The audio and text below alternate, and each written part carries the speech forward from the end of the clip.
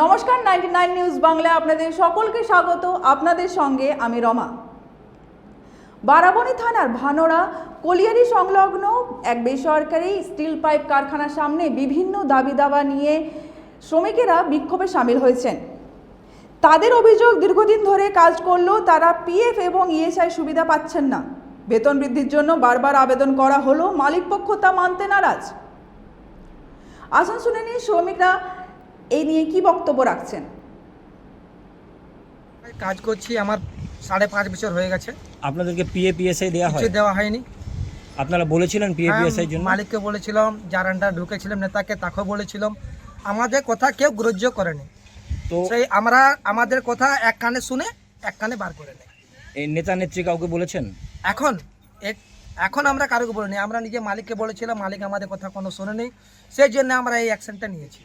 কদিন ধরে এখানে আপনারা আন্দোলন করছেন? আমরা কাল থেকে আন্দোলন করছি। বুধবার থেকে ফ্যাক্টরি বন্ধ করা হয়েছিল। কাল থেকে আমরা মালিককে জানিয়েছিলাম, মালিক আমাদের কোনো কথা শুনলো না। আসছে গাড়ি নিয়ে চলে যাচ্ছে।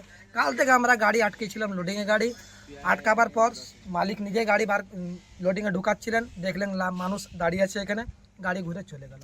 মালিক তো আমার সঙ্গে একবার কথা তো বলা দরকার। কতজন আপনারা কাজ করছেন? 55 জন। তো এই 50-55 জন তো পিএফ ইএসআই না থাকলে কোম্পানি চলে না? না, তো চালাচ্ছে মালিক, জোর করে চালাচ্ছে। কি চাইছেন আপনারা? আমরা চাইছি আমাদের স্যালারি বাড়া উচিত, আমাদের ইএসআই প্যাপ দেওয়া উচিত। এই আমাদের এই স্যালারি 7,500 টাকা। 7,500 টাকার মধ্যে আমরা কি করব? না ছেলেকে স্কুলে পড়াবো, না টিউশনি দেবো, না নিজের ঘর খরচা চালাবো, না আমরা ব্যাংক ব্যালেন্স করবো। সেই জন্য তো আমরা প্ল্যান্টে কাজ করি। প্ল্যান্টে আমরা কি করে কাজ করি? প্ল্যান্টে পলিউশনও তো খুব বলছে। ধরুন ভিতরে ঢুকে দেখুন আপনি, তাতে কি অসুবিধা হয়? শরীর খারাপ হয়? প্রচুর অসুবিধা হয়। এইখান থেকে পুরো নাক জাম হয়ে যায়। যখন কোম্পানিতে কাজ করে যায়, যখন নাক থেকে বার করি তখন পুরো কালো বের হয়। সেই জায়গায় আপনাদের মেডিকেল আছে কিছু না? কিচ্ছু নেই, কিচ্ছু নেই।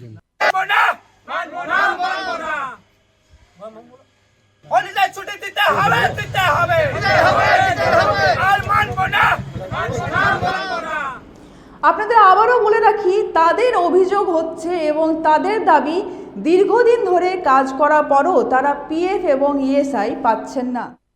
তাদের দাবি হচ্ছে, উপেক্ষা করার ক্ষুব্ধ শ্রমিকরা কারখানার বাইরে অবস্থান বিক্ষোভ শুরু করেছেন।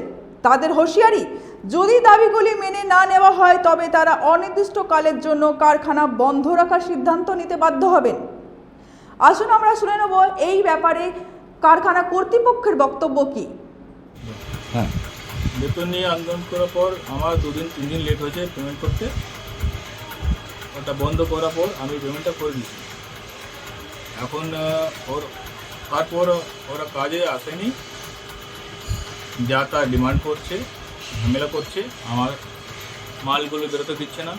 5 তারিখে আমার ব্যাংক ইমেল আছে, সেটা ফেল হয়ে গেছে। আর আমি তো 2 দিন থেকে ফেঁসে আছি। কতজন কাজ করে আপনার এখানে? 20-25 জন আছে। বলছে 55 জন।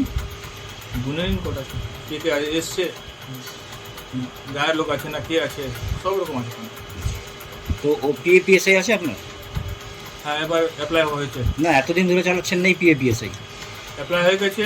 অ্যাপ্লাই নয়, আপনার আছে কি নেই? অ্যাপ্লাই হয়ে গেছে। এবার এই মোটামুটি 22 তারিখ থেকে স্টার্ট হয়ে যাবে। এতদিন ধরে পিএফ ইএসআই ছিল কি ছিল না? আছে। পিএফ ইএসআই পায় লেবাররা? একটু দেখাতে পারবেন? এখন পারবো না, পরে আসবেন দেখে দেবো। মানে এখন অ্যাপ্লাই হয়েছে পিএফ ইএসআই, এর আগে ছিল না? এই যে 4 বছর 5 বছর কাজ করছে,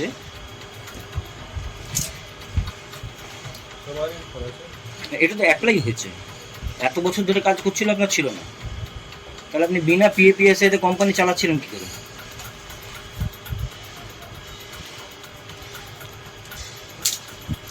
একটা কারখানা কি বিনা পিএফ ইএসআই তে চলে? পিএফ এসে কজন হয়? 6 জনের বেশি হলেই হয় না। কতজন হয়? মোটামুটি 18-20 জন হলে পিএফ এসে। আপনি তো বলছেন 22-25 জন কাজ করছে। আপনি জিজ্ঞেস করুন কবে এসছে। আপনি বলছেন 22-25 জন কাজ করছে। আগে শুধু 12 জন ছিল।